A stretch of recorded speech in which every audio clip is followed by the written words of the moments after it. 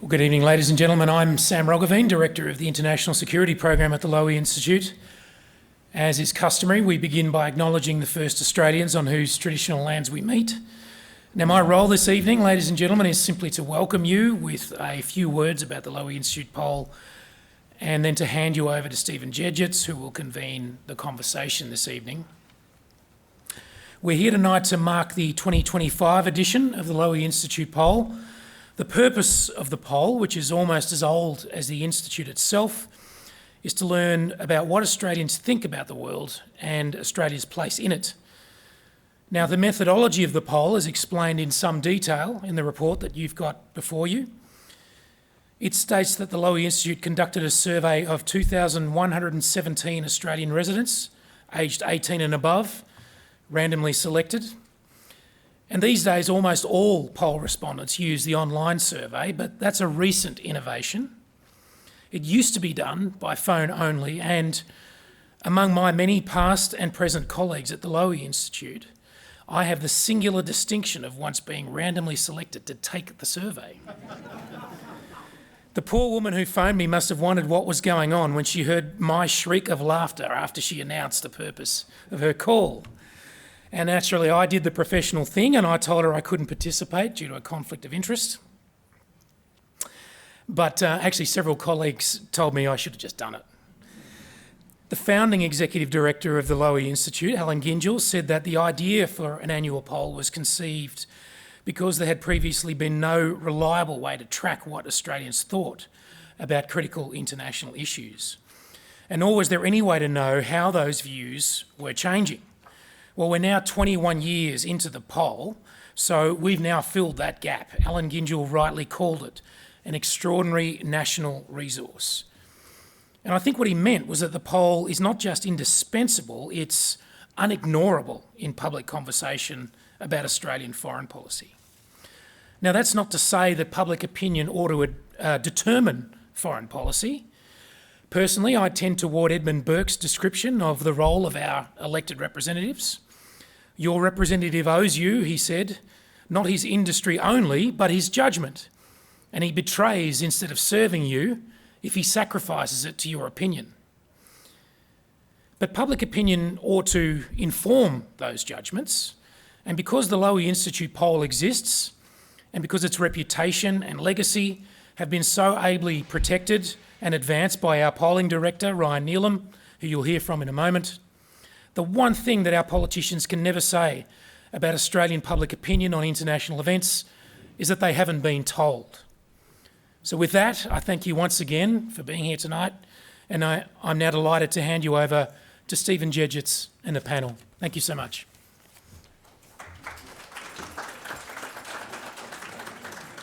Well, thanks very much for coming. It's a pleasure to have you all here. Just briefly to introduce our panel. Obviously on the far right we have Ryan Neelam, who's the director of the poll. He's currently in it. What year are you up to now, Ryan? How many years have you done? This is my third poll. Year. Yeah. I wonder if it was the third or the fourth. Third year of doing this poll, and he's done an exceptional job. Anna Henderson, the SBS chief political correspondent, a dear friend and colleague, and of course Andrew Leigh. And I've checked your current title, Andrew. Assistant Minister for Productivity, Competition, Charities and the Treasury. I was worried I might miss one. Welcome as well. He's written, of course, Andrew, in a really illuminating way about many of the domestic issues that we're going to tackle, as well as some of the international ones. Look, the Lowy poll, as Sam says, is now an institution, I think, of Australian public policy. It's certainly something that I read really keenly, as well as reporting on whenever it comes up. I think the findings this year are particularly interesting. And I'll start with you, Ryan, to kick off the conversation as the author of the poll. Can you give us the 20,000-foot view? What are some of the main findings about what Australians are feeling about the world and some of those core questions that we're grappling with? Sure, Stephen, and thanks to everybody for coming out on a cold Canberra evening. Just before I get into that, I want to say that the poll, I'm the latest custodian of it. My name's on the cover, but actually it's a whole of Institute product right from the start, where we design the questions every year. We try to tap the issues that are most relevant to Australian foreign policy making, but also we have a 2/3 of the poll are questions that we ask from year to year, so we get a sense of what the trend lines are and how Australians' views are changing on the big issues. So what is changing? There are huge changes afoot this year, obviously in the context of massive global disruptions. And I think if there's one theme that pervades this poll, it's a sense of anxiety and unpredictability. When we look at feelings of safety, which we've tracked since the first poll in 2005, the feelings of safety are now at the lowest level it has ever been, except for the first year of the COVID-19 pandemic. Same with the level of economic optimism. Australians are less optimistic about our economic prospects in the future than they have ever been, except for at the start of the pandemic. When we look at our great and powerful ally, we see unpredictability and uncertainty coming out of the White House, and certainly a willingness to trample rules, to take America in a completely different direction from everything we have come to expect of our security ally. And when we look at our great trading partner, China, our largest trading partner, we've been through a very rocky period of relations. That is now moderated, but Australians still look towards China with a great deal of wariness and a low level of trust. So these are all things which are pervading across Australia's sense of the world. We've of course got conflict in the Middle East now. We have conflict in Europe. The return of interstate conflict is very present. Mind you, I will say at the outset that we went to field in March. It's very important to timestamp things in this day and age. And in early March, when we tested public opinion, it was after that Volodymyr Zelensky meeting in the Oval Office. It was just after China had conducted live fire drills in the Tasman Sea and then circumnavigated Australia. It was pre-Liberation Day tariffs. So these are the sort of things that would have been fresh in Australians' minds when they were taking this survey. Just a few events percolating. Just a few little moments just percolating there. Let's just quickly go to this question around the US, because that's, I guess, one of the headline findings. Donald Trump remains deeply unpopular, and trust in the United States, perhaps as a result, has really dipped. But some of those underpinning attitudes towards the US alliance, they seem to be pretty resilient. Can you take us quickly through that? Yeah, well, let's start with a big change. And I have to admit, when I first saw the numbers on trust in the United States, I had to ask our pollsters to go back and check them, because 20 points, a drop of 20 points in trust in the United States, I thought it was a mistake the first time I saw it, but it is of that magnitude, and we've never actually, this is uncharted waters for how Australia looks at an ally.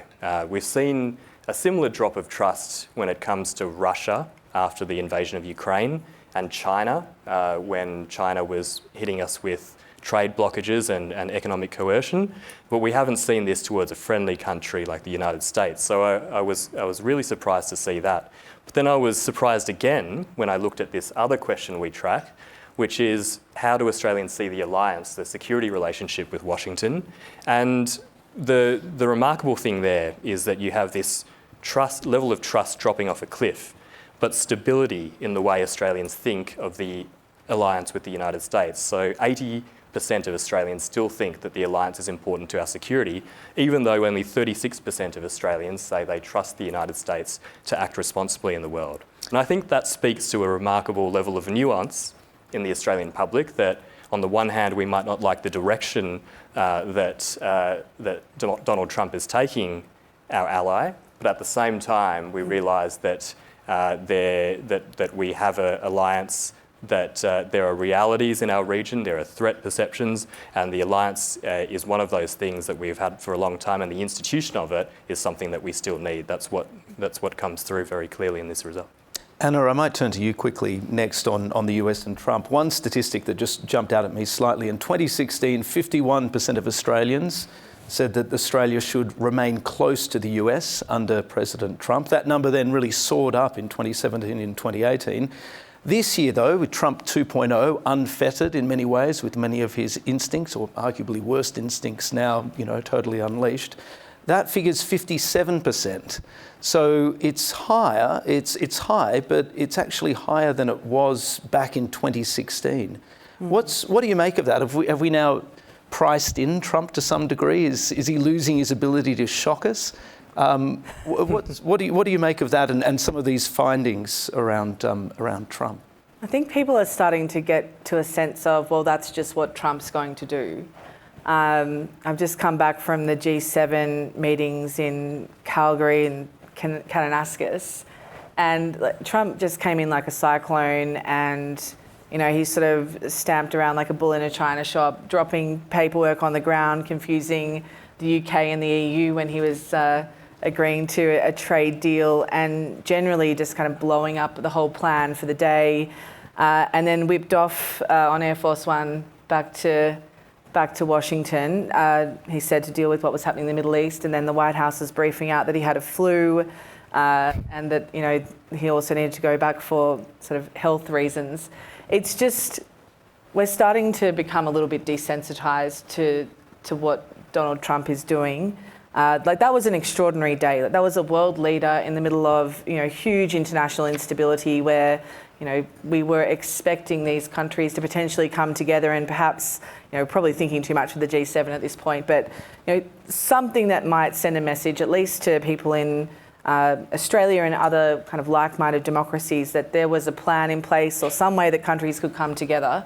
And Donald Trump clearly just doesn't want to play that game, and he's not interested in that agenda. But at the same time, I do think we've now been seeing this play out for some time, and we're kind of expecting that he's going to do the thing we possibly don't expect, and that he doesn't really want anyone else to get a single headline. He just basically sucked up all the oxygen. There were so many attempts by other countries to do something significant on that day, and he just ran the whole show.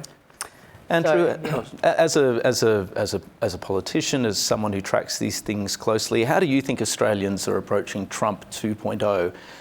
Given in many ways, if you look at something like the Liberation Day tariffs, that's exactly what he wanted to do in Trump 1.0 and was basically restrained.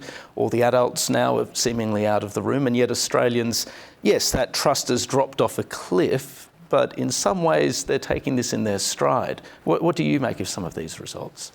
Well, it's clearly an unusual administration. I mean, it's taking an approach to tariffs which is different from any that's been taken in the past century. It's taking an approach to US democratic institutions that's different from any administration in the past couple of generations.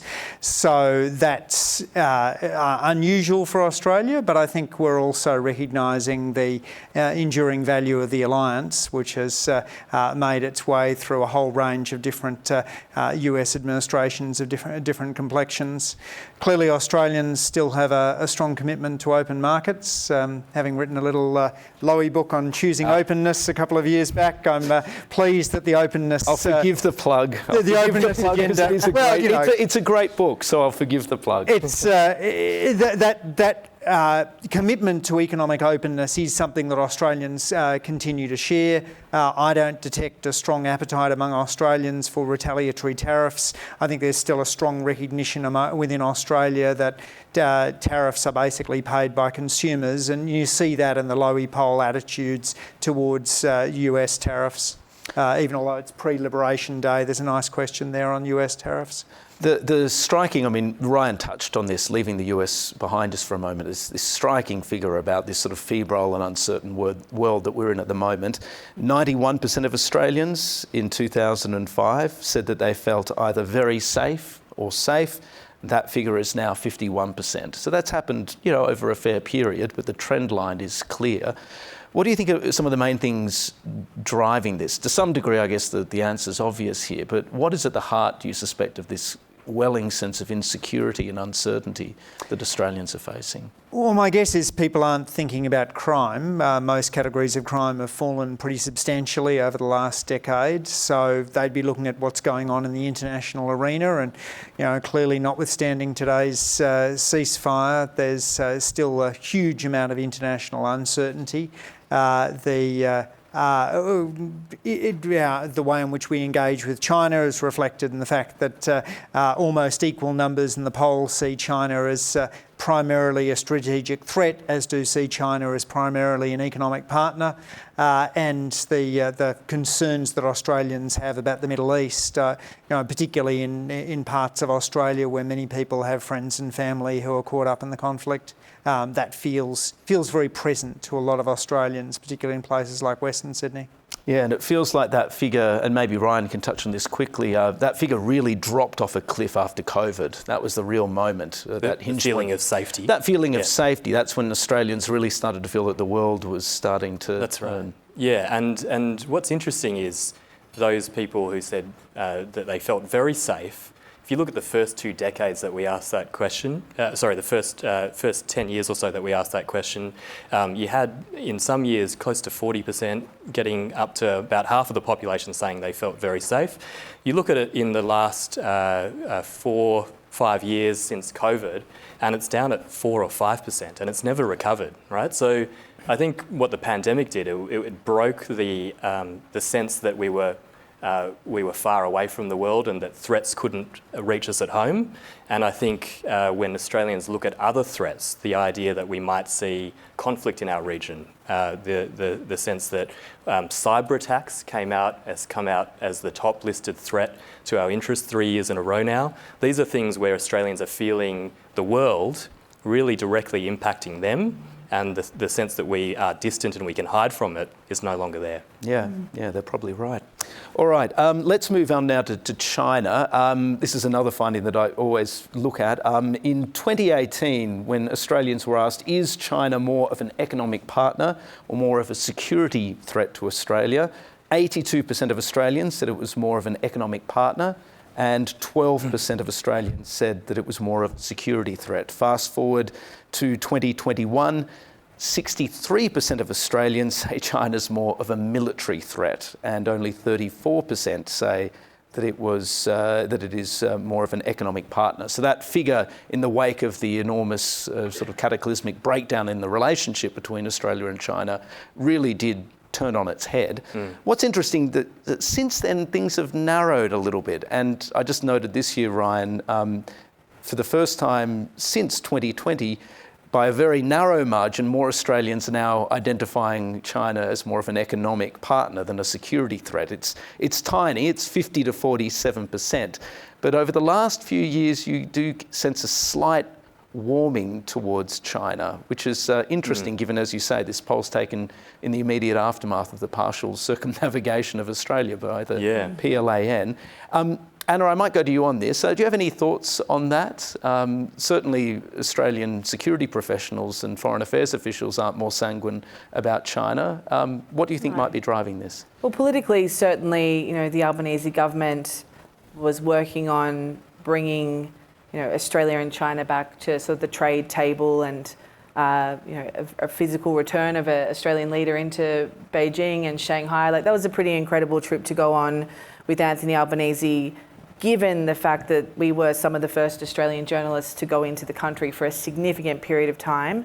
We were within the bubble of the Prime Minister's travel remit. So, we were probably in some ways feeling more able to call China's leadership what it was, using words like, dictator and autocrat, while we were in the country, which I spoke to some journalists, including some who are born in Australia and working over there in various international capacities, not for Australian news organisations. They would feel far less able to use words like that while living in the country and reporting day by day. I think possibly the moment when Don Farrell was at the trade hall in Shanghai holding up a couple of lobsters, you think, okay, crayfish. All right, things have definitely changed as compared to a few years ago. But I do think that for the government, the former coalition government, and for Labor to keep on with the AUKUS narrative and with that argument to the public around the need to have the AUKUS alliance, to invest in the submarine program, and the fact that that's about Indo-Pacific security, means that you are weighing these two things up in the public, that we do seem to be needing Chinese trade. A lot of buildings popping up around Canberra right now are being largely constructed in China. There is a huge industry happening here, some of it public, some of it is not as well known.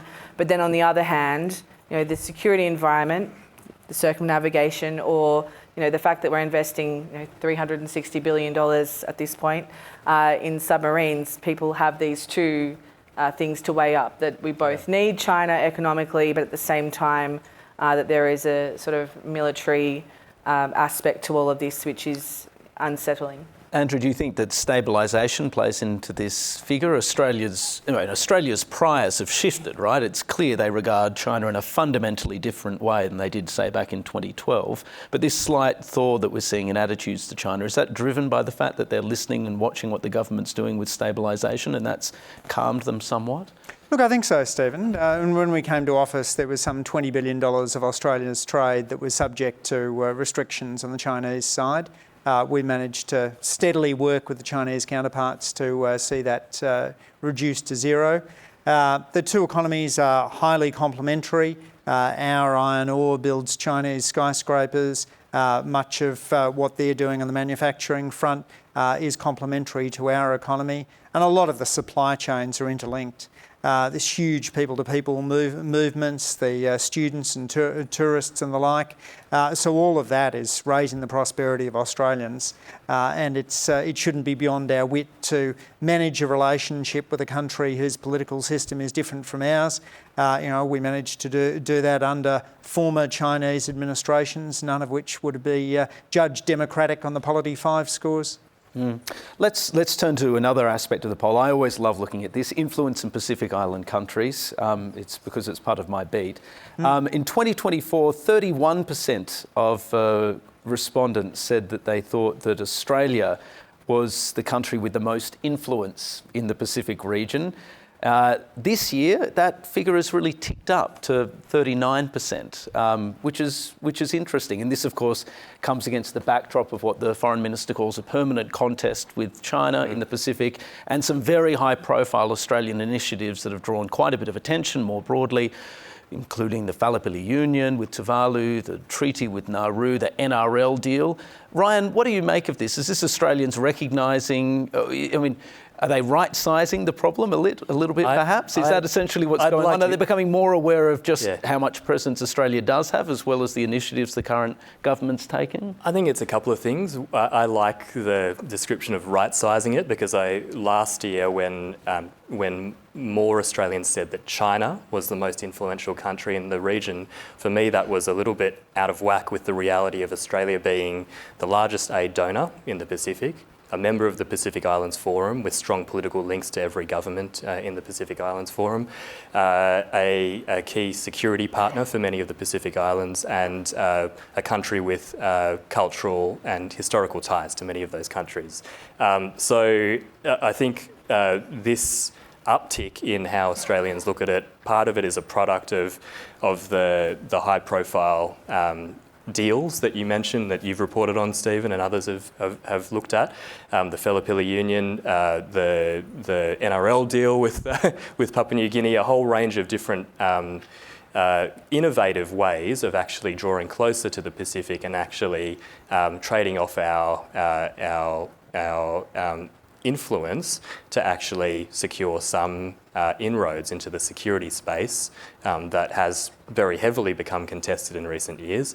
So I think it is partly that, but it's also, I think we're further along now from the moment when it was reported that China was seeking to have a security deal with the Solomon Islands, set up a military base in the Solomon Islands.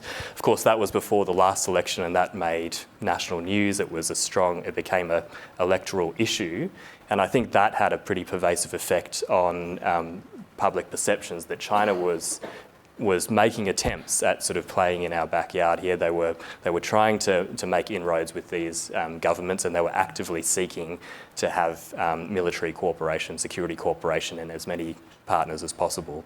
So I think we're a bit further away from that now. We've seen the government sort of sign a number of deals, and it's a recalibration, I think, to recognise that we are actually a major power in this region. Yeah. Although you use the word backyard, and I see OTP representatives in the audience who will personally demonstrate with you for using that phrase. I'm sure they'll be forgiven. Just before we leave the Pacific, it is also worth noting that our bid to host the upcoming COP in conjunction with the Pacific is really important, not just for showcasing Pacific Island countries, but also because having a strong position on climate is almost a condition of entry into the conversation with our Pacific neighbours. Yeah. It's an existential threat for some of those low-lying countries, and working with them on the COP, I think, is going to be important globally, but also important in terms of Australia's standing in the region. That's not unstuck yet, is it? That's still a bit stuck at the moment with Turkey. Yes, is that your assessment? The way these things work is it's by consensus, so it's not by a vote, and so we've been encouraging Turkey to think about other opportunities in which they can pursue a COP. And there's no formal mechanism. We're getting waylaid. Sorry, I'm not going to. We will get there, but we're not there yet, as Yeah. you rightly say. All right. Let's talk about. We're bouncing around here, but that just might be because I've been dealing with a sick toddler all day, so my brain is bouncing around as a result. AUKUS and nuclear-powered submarines. Obviously, this is a pressing question for Australia and only becomes more pressing, arguably, in the Trump White House. I might go to you, Ryan, quickly on this and then duck again to Anna. It's interesting, the numbers haven't moved around a lot over the last few years. Australians are still, broadly speaking, in favour of AUKUS. They see the logic of it, although there are obviously very large numbers of Australians that remain opposed to it. What's the finding here, and are you noticing anything in the tea leaves that's interesting? Yeah, so one thing to note is the question we ask is pretty important here. We ask whether acquiring nuclear-powered submarines, whether Australians favour that or not. It's not as much a question. We haven't used AUKUS in the wording, so I think that's important to note because the US obviously is a big factor now. But I think what this result shows, 2/3 of Australians say they favour the acquisition of nuclear-powered submarines. I think that shows that people are instinctively supportive of having a more formidable defence capability.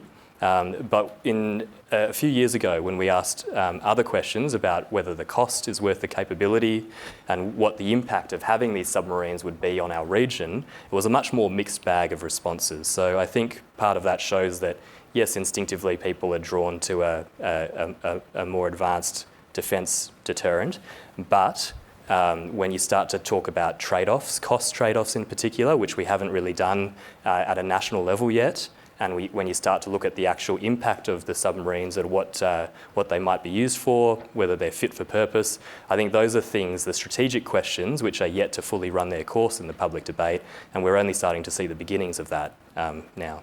Any thoughts on that, Anna? Have you? It's something you track and report on quite a bit, AUKUS. Any reflections on these findings?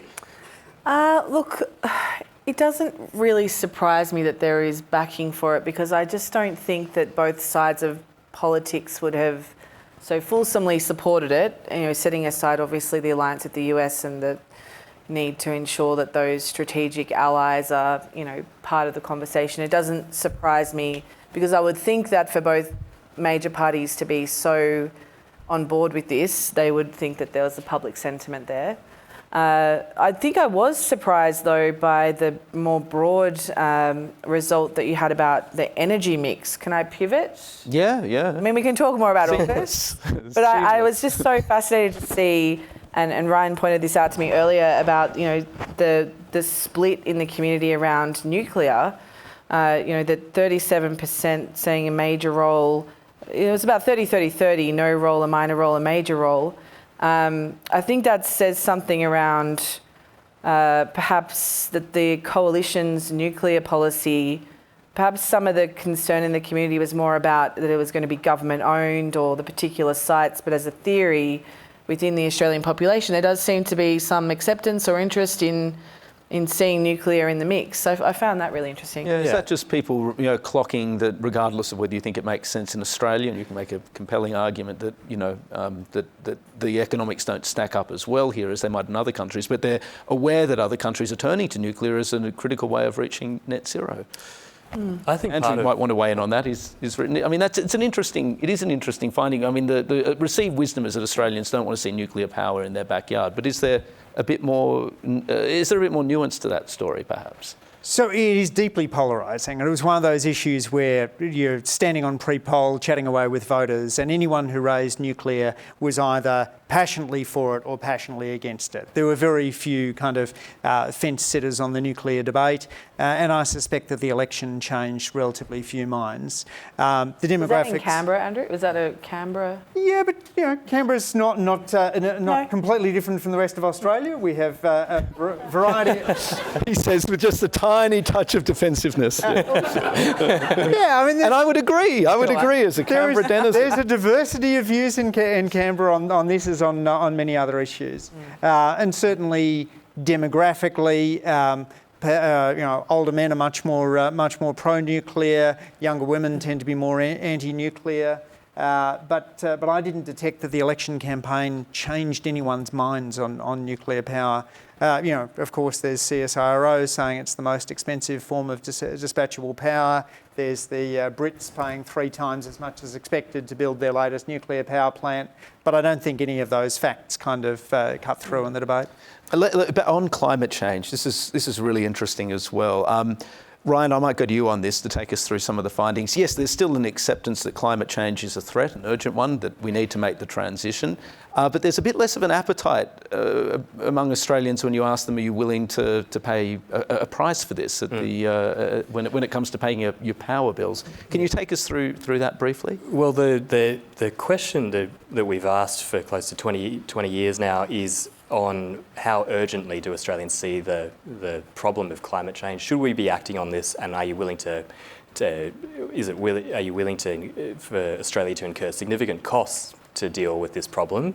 And for the last 8 or so years, we've seen about 6 in 10 Australians, with some variations, some fluctuations, but roughly 6 in 10 Australians have said that, yes, this is an urgent issue. That's the largest share. This year we saw a 6-point drop. So 51% of Australians, a bare majority now, saying that climate change is a serious and pressing problem. And I think if you look at the context of when this poll was taken in the election campaign, a big focus on energy prices, part of the answer of what's driven that drop has to be the cost of living and those concerns. Now, I wanted to understand whether the prospect of Australia benefiting economically out of the net zero transition was something that voters understood and that Australians actually had imbibed, because as people in this room would know, the government has this policy of being a renewable energy superpower, that we can actually not just mitigate emissions but benefit economically by exporting low carbon goods to the world. On that, Australians are split. So 38% say we'll be better off after net zero, 36% say we'll be worse off, and then you've got a group in the middle there saying that it'll make no difference. So I think what that shows is that there's a lot of work to do in terms of communicating that idea, and people don't understand it yet. Just to quickly touch on the energy mix question, on nuclear in particular, I think the interesting thing is we've got 66% of Australians saying that nuclear should be a minor or a major role in our 2050 energy mix. Now, the last election was framed by Peter Dutton as a referendum on energy, and if you believe that, then the election result was a rejection of nuclear as part of our energy mix. But I think what this result here shows is that Australians are actually, in principle, open to the idea of nuclear technology. They're not opposed to it innately. It might have been a different answer decades ago when you had opposition to uranium mining and nuclear, not in my backyard sort of sentiment. But now it's much more openness. And to link it back to AUKUS, where we'd sort of started this, I think part of an early bellwether of that change in principle views of nuclear was that the nuclear debate really wasn't a big part of AUKUS when it came up, right? Yeah, that's true. All right, just 2 more quickly, then I want to get to as many questions as possible. Foreign aid. It looks like Australians are, broadly speaking, pretty comfortable about where the foreign aid budget is. Right, you didn't. I'm curious. Lowy's never asked people to nominate a figure for what they think the ODA. You did one year? We have, about 10 years ago now. Okay, that's fairly dated. But actually, the interesting thing was we asked 2 questions. This is going back over a decade ago now. We asked 2 questions. One was, what do you think the aid budget is? Or what do you think is do you think our foreign aid spending is about right, too high, too low.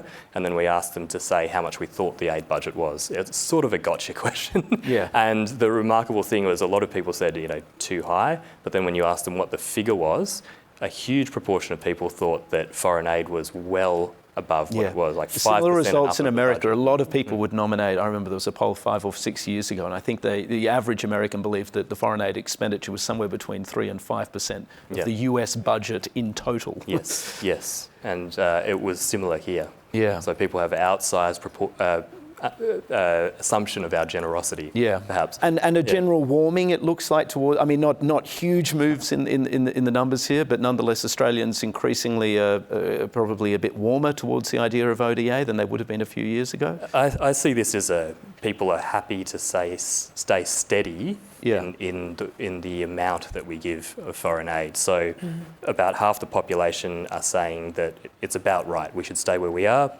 About a fifth of Australians saying we should increase it and a third saying we should decrease it. So I think, it's steady. That might seem unremarkable, but actually in the global context with US aid being dismantled, the UK rolling back, not to the same extent, but reducing its aid program, holding steady is actually a win. Yeah. Anna, what do you think of this? Is this just an awareness in Australia that we're in a contested strategic environment and ODA is an important tool here? Or is it just that we've seen less political bun fights over foreign aid over the last few years than we did, say, a decade ago when, the coalition was very anxious about attacks on its right flank from One Nation, for example? Well, I don't think you can discount the fact that when this poll was taken, there was still, pretty tough economic circumstances for a lot of people who would have been answering this question. So Australians, I think, are quite, generous in the way they think about these things. But at the same time, I think a lot of people I spoke to on the election campaign, not that I was canvassing everyone about foreign aid budgets, but just curiously about, whether or not Australians were in the mood to see more help go overseas. There was a general sense that people were just really struggling to get their own finances in check and wanted the government to make sure Australians were being supported. And so, this is, I think, quite a good outcome in those circumstances for foreign aid going forward.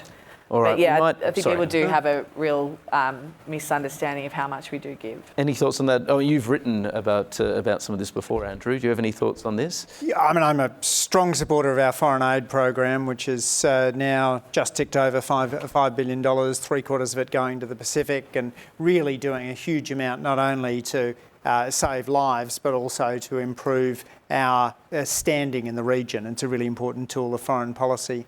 I do note a bit of a difference to how Tony Abbott and Peter Dutton couched their aid cuts. Both went into elections saying they were going to cut foreign aid, but Peter Dutton sort of did it quite quietly, didn't make a big song and dance of it, just said in order to pay for other things, we're going to cut foreign aid. Tony Abbott was singing it from the rafters in 2013. He was very proud of his foreign aid cuts. Peter Dutton was not quite embarrassed, but almost getting there. But also the magnitude, right? We had a real cut under the coalition. What Peter Dutton was talking about was something much more modest. Oh, he was going to make real cuts. I'm just saying it's not we're not talking anything in the quantum of what was actually had billions pulled out, back in 2014. Right. Yeah. I don't remember the precise magnitude, but certainly the politics of the cut, I think, is reflected in the one those approached it. Last one, just quickly.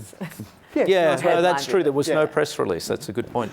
All right. Last one. Democracy is the best form of government. We've had a pretty gloomy night, perhaps unsurprisingly. So quickly, we'll touch on something that might be seen as, I hope, it's certainly more heartening to me anyway. 74% of those polled said that they believe that democracy is preferable to any other form of government. Ryan, democracy's had something of a revival, including amongst younger people over the last few years. Yes, and it's nice to kind of end on this note because there's so much doom and gloom in how we see the world and what's happening in the world. But the nicest result, I think, is that we're at a record high in terms of the number of Australians that see democracy as preferable, and that's in a context where we have global backsliding on democracy, we have democracy erosion in the United States, in Europe, the rise of the far right. So democracy is certainly having a bad time in the world, but in Australia, perhaps because of that, we are seeing the value of it. There is an age gap there. So younger Australians traditionally have felt that democracy, there have been lower numbers of Australians saying that democracy is preferable than older age groups, and that gap is still there. I think what it shows, the fact that that age gap has been there for the whole time we've asked this question, is that it's essentially it points to it being a stage of life rather than a cohort effect. So not necessarily a generation taking that view with them, but younger people perhaps maturing. Yeah. Andrew, any thoughts on that? You've written about, you don't call it bowling alone here. That's an American phenomenon. But you've talked about some of the social fragmentation and the way that this is driving polarisation. What do you make of this result? Yeah, so one of the Churchill lines I particularly dislike is the notion that democracy is the worst form of government except all of the others. Democracy is something to be deeply proud of. It is a great system. There is a wonderful egalitarianism in the idea that each of us carry the same value when we walk into the polling booth. And that thanks to Australian innovations, we have the ballot box invented here, we have universal voting, which many other countries don't have, and we have an independent Australian Electoral Commission. So we should be really proud of democracy because it is the best system for many important ethical reasons, and Australia runs it really well. Endorsed. Anna, final thoughts from you on this, and then I'll turn to the audience. Look, I just came back from interviewing the Iranian ambassador this afternoon. So yes, it is pleasing to see these numbers. And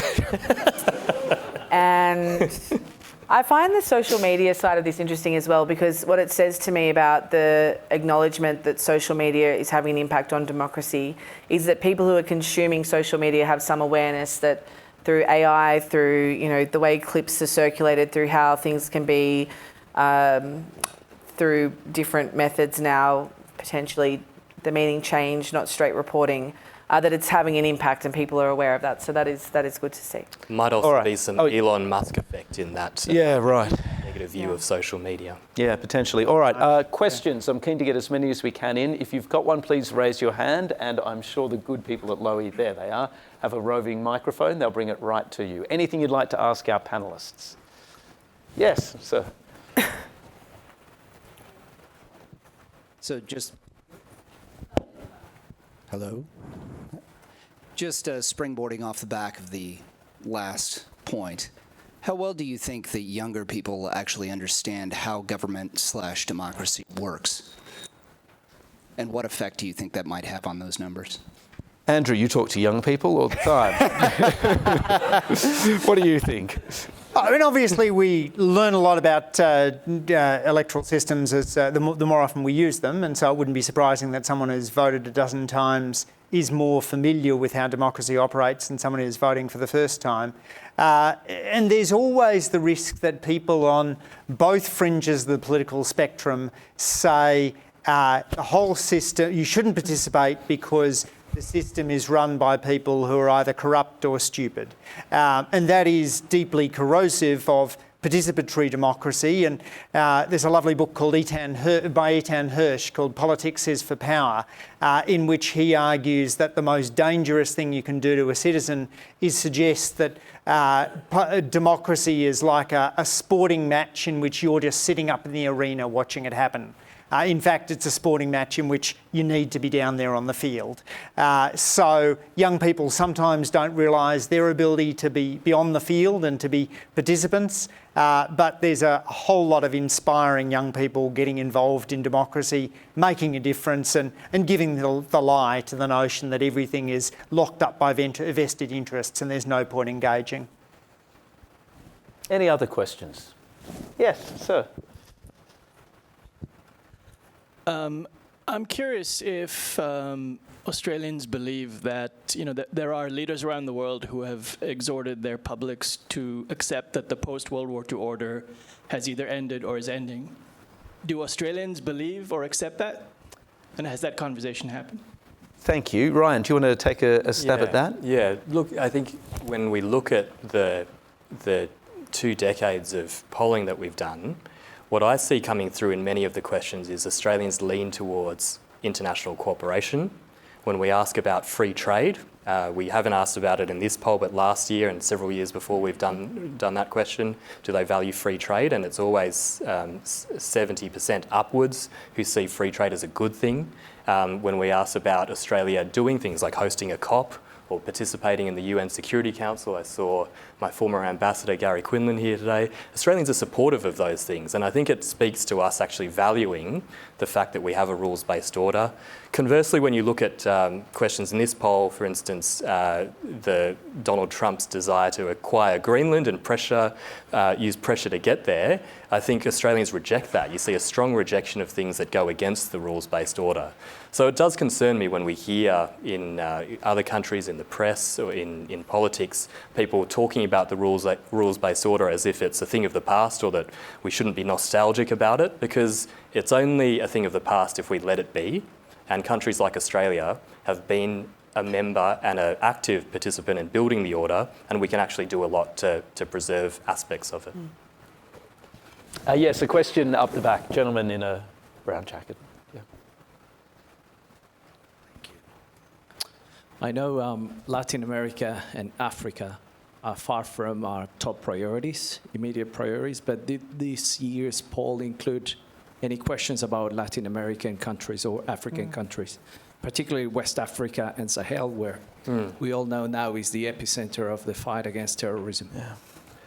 Look, I mean, we make an editorial decision to focus on regional questions first and foremost, because that is where most of Australian foreign policy is focused. If you look at our focus on Southeast Asia and the Pacific, if you look at our diplomatic relationships, our defence relationships, I think you asked a similar question last year, perhaps. I did actually deliberately.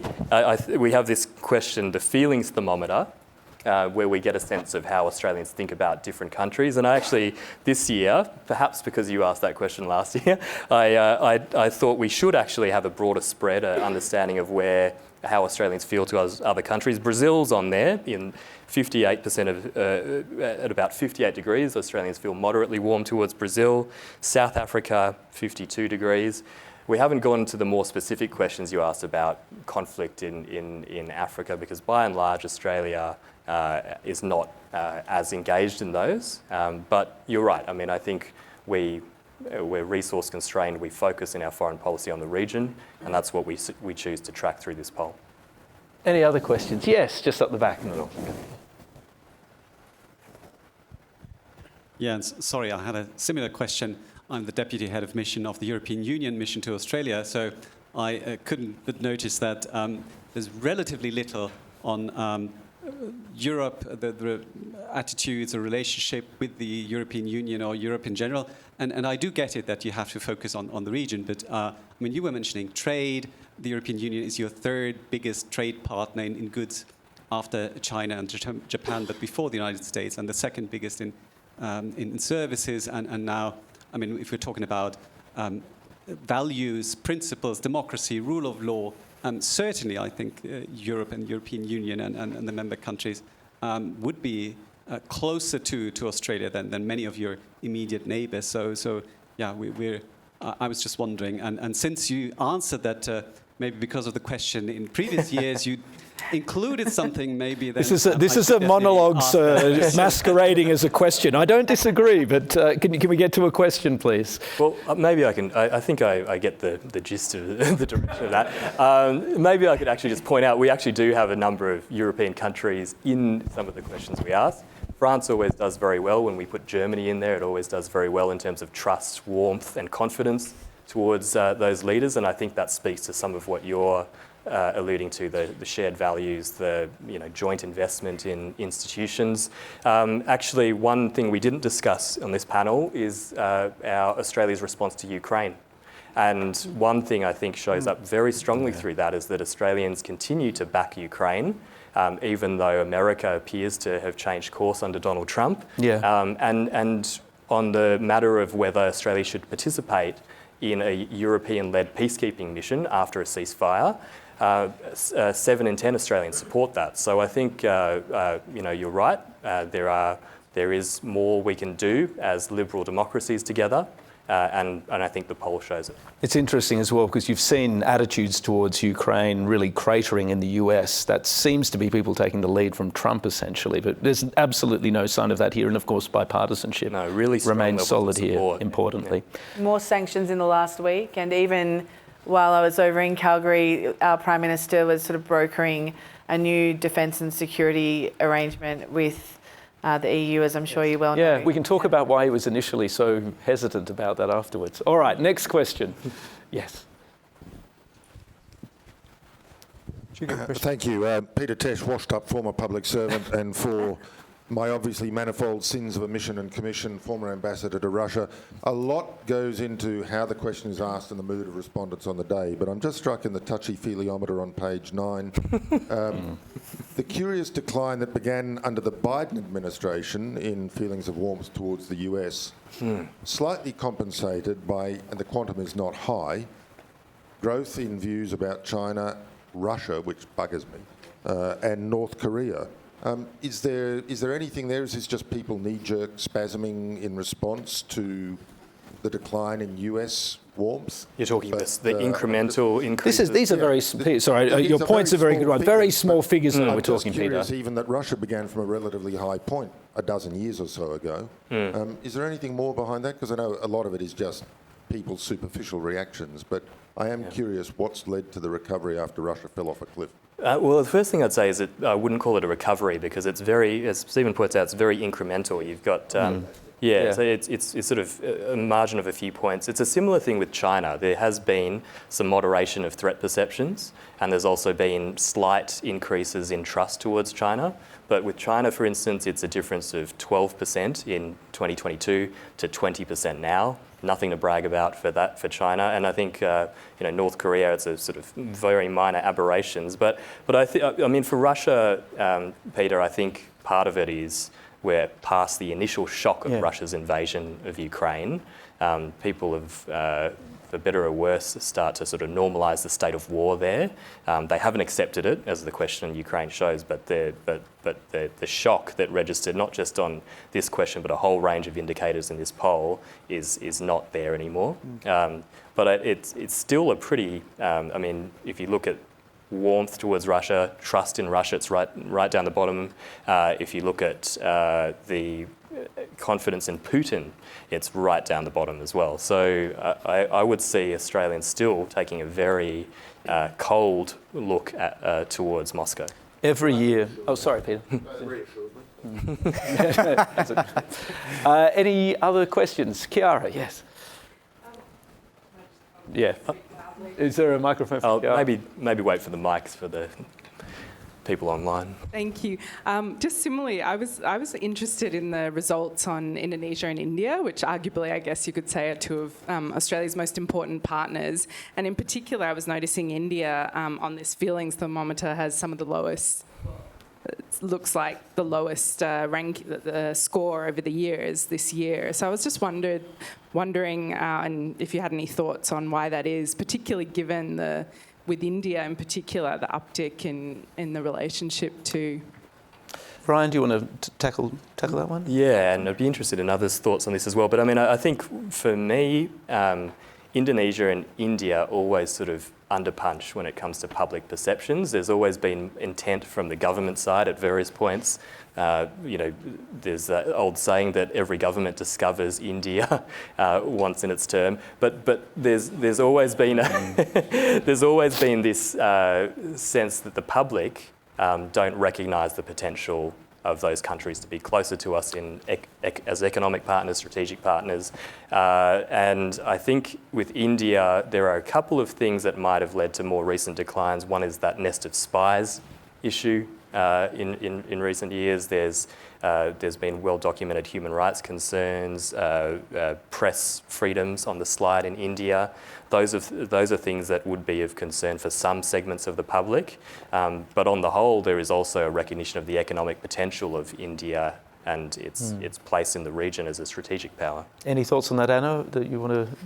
I would want to probably look into it more before making any really clear comments. Hard. But I do think on the India front, when we went to New Delhi for the G20 It did seem like the relationship between Australia and India, you know, the PM had been on the stage with Modi and that it had all been very positive, but there was a sense as well of sort of concern and cynicism around the India relationship and what Modi represented. Yeah. I think it's just interesting if that is part of that. Senator, did you want to ask questions? Yes. Thank you. Well, in my last 6 days as Senator for the great state of Western Australia, 6 days to go. Soon to be retired, I just wanted to take maybe not quite an overtly parochial perspective, but two things. One is I agree with what people have been saying about the importance of the Indian Ocean Rim and what China in particular and Russia now are doing. I mean, it seems like a big ocean, but it's not that big in terms of strategic considerations. But where you have the societal polls, and I've been a keen watcher of your poll on democracy, that I mentioned it in my first speech, but have you thought about doing something now, particularly post-COVID, in terms of a temperature check on the state of our federation, not just our federal democracy and the state of democracy more generally, but actually of attitudes towards each other, states versus Commonwealth, states versus state. And we particularly noticed that in Western Australia, and it'd be interesting, I think, to have a look at how other people consider the rest of the state and the health of our federation. No, that's a great idea. I'd love to pick your brain on how you might frame a question around that. So let's have a chat. Maybe the rest of the country doesn't know what WA really thinks. Yeah. We're a bit scared. Yeah, we don't want to know, perhaps. And just... Well, no secessionism will be encouraged in a Lowy Institute event. Andrew. Well, just tying Linda's brilliant suggestion through to the previous observation, I think it would be fascinating to see whether there's different attitudes towards India in different parts of the country, given that when you're in WA, India just feels so much more present in foreign affairs than it does on this side. And Africa, exactly, yeah. I think we've got time for one more question up the back. Yeah. Hi. I'm really curious about the gender and age demographics in the poll. And I was wondering, given the different views on like defence spending, lower trust in America, different perceptions of threats, given the fact that we'll see those 18 to 29-year-olds soon moving into positions of power and assuming that gender representation continues to improve in politics, what does that mean for the future of national security policy and specifically projects like AUKUS that are likely to be long-term? Ryan, do you want to open up with that, and then I'll go to our final? Yeah, it's a great question on the actual nuances in the populace. I mean, this poll is nationally representative, so it weights it to key demographics of the overall population. But when you start to look under the hood of those headline results we've been talking about this whole time, there are some really interesting splits there when it comes to questions of AUKUS, for instance. Political leaning makes a really big difference. There's a 21-point gap between those who lean towards the coalition, saying they support the acquisition of nuclear submarines, compared to those who lean towards Labor.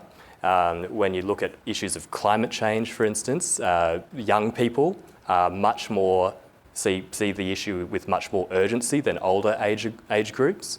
And when you look at the economy, younger Australians feel less optimistic about our economy going forward than older age groups. So there are, I think it's really important to get the sort of overall feel, but then getting those nuances between different age groups really helps understand where different people are on these issues. Any thoughts on that, Anna? We've got to give a quick shout out to The Feed, which is SBS's kind of approach to reaching a younger audience. I'm constantly impressed by the kind of literacy, international affairs literacy, and kind of literacy around democracy amongst young people I come into contact with, and I think we're in really good hands. Andrew, any final thoughts before we close?